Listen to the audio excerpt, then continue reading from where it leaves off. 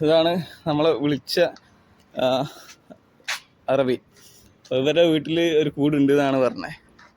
പിന്നെ അത്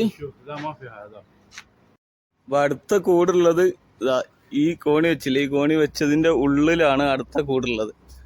അവിടെ ഈത്തപ്പായൊക്കെ ഉണ്ട്, റെഡി ആയിക്കൊണ്ടിരിക്കുന്നുണ്ട്. അപ്പം നമ്മൾ ജസ്റ്റ് ഒന്ന് കയറി നോക്കുകയാണ്.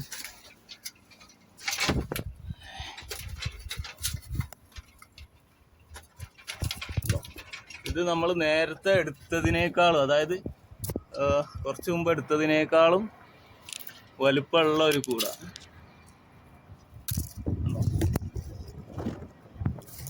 തേൻ എത്രത്തോളം ഉണ്ട് എന്നുള്ള അറിയില്ല, പക്ഷെ അത്യാവശ്യം വലുപ്പമുള്ളൊരു കൂടാണ്. പക്ഷെ ഇതിൻ്റെ അടുത്തേക്ക് പോകാൻ കുറച്ച് ടാസ്ക്കാണ്, കാരണം നിറച്ച് ചെറിയ ചെറിയ കൊമ്പുകളുള്ള ഒരു ചെറിയൊരു ചെടിയാണ്. അവിടെ കണ്ട ഈത്തപ്പനൊക്കെ നല്ലപോലെ കവറിട്ട് വെച്ചതാണ്. ഒക്കെ മൂപ്പായിട്ട് വരുന്നതേ ഉള്ളൂ.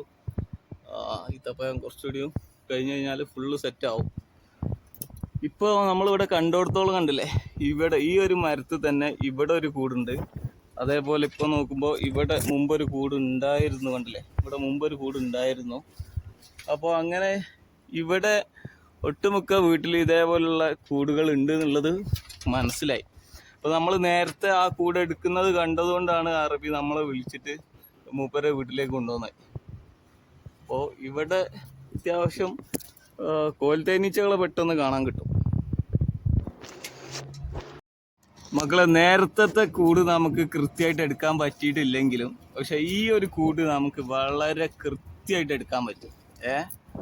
അപ്പോൾ നോക്കൂ, കണ്ടോ, അത്യാവശ്യം വലിയൊരു കൂടാണത്. കണ്ടോ, ഇത്രയും വലുപ്പം ഈ കൂടുണ്ട്. പുതിയ കൂടാണ്, നല്ല റാണിയുള്ളൊരു കൂടാണ്, നല്ല വൃത്തിയുള്ള പുതിയ റാണിയുള്ളൊരു കൂടാണെന്ന് തോന്നുന്നു. നിറയെ മുട്ട ഇട്ടിട്ടുണ്ട് കേട്ടോ, ഫുള്ള് മുട്ട ഇട്ടിട്ടുണ്ട്. അത്യാവശ്യം നല്ല രീതിയിൽ തേനും ഈ ഒരു കൂട്ടിൽ ഇവർ കൊണ്ടുപോയി വെച്ചിട്ടുണ്ട്. കണ്ടോ, നല്ല രീതിയിൽ തേൻ ഈ കൂട്ടിൽ ഉണ്ട്. ഉണ്ടല്ലേ, അത്യാവശ്യം നല്ല രീതിയിൽ തേൻ ഉണ്ട്. ഇത് നമുക്ക് കൃത്യമായിട്ട് തേൻ കുടിച്ച് നോക്കി അഭിപ്രായം പറയാം. അത്യാവശ്യം വലിയൊരു കൂട്.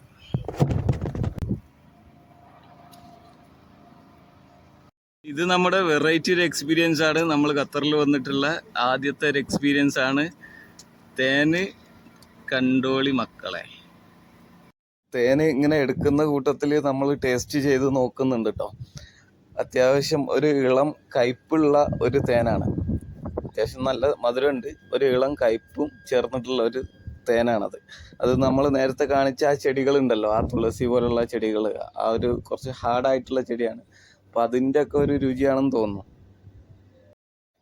ഇവിടെ വീഡിയോ എടുക്കുന്നതും അതേപോലെ തേനെടുക്കുന്നതും താഴെ വെച്ച പാത്രം വികാതെ നോക്കുന്നതും ഒക്കെ ഞാനായതുകൊണ്ട് വീഡിയോക്ക് ചെറിയൊരു ഷെയ്ക്കിംഗ് ഒക്കെ ഉണ്ട്. പക്ഷെ അത്യാവശ്യം വൃത്തിയായിട്ട് നിങ്ങൾക്ക് തേനും കാര്യങ്ങളൊക്കെ കാണാൻ പറ്റുന്നുണ്ട് എന്ന് മനസ്സിലാക്കുന്നു.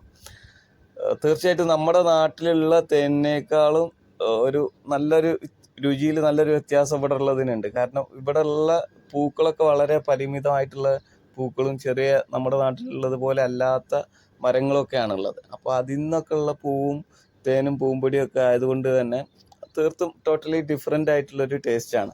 അപ്പോൾ ഓരോ പ്രദേശത്തു നിന്നും ഓരോ തേനീച്ചകൾ ഏത് പ്രദേശത്തു നിന്നാണോ തേൻ കളക്ട് ചെയ്യുന്നത് അതിൻ്റേതായിട്ടുള്ളൊരു രുചിയും ടേസ്റ്റും മണവും ഒക്കെയാണ് നമ്മുടെ തേനുകൾക്ക് ഉണ്ടാവുക.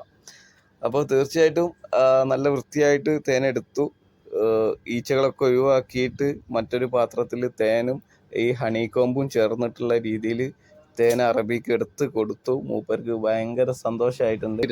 هاي شوف مدير هذا في وايد ايوه متروس زين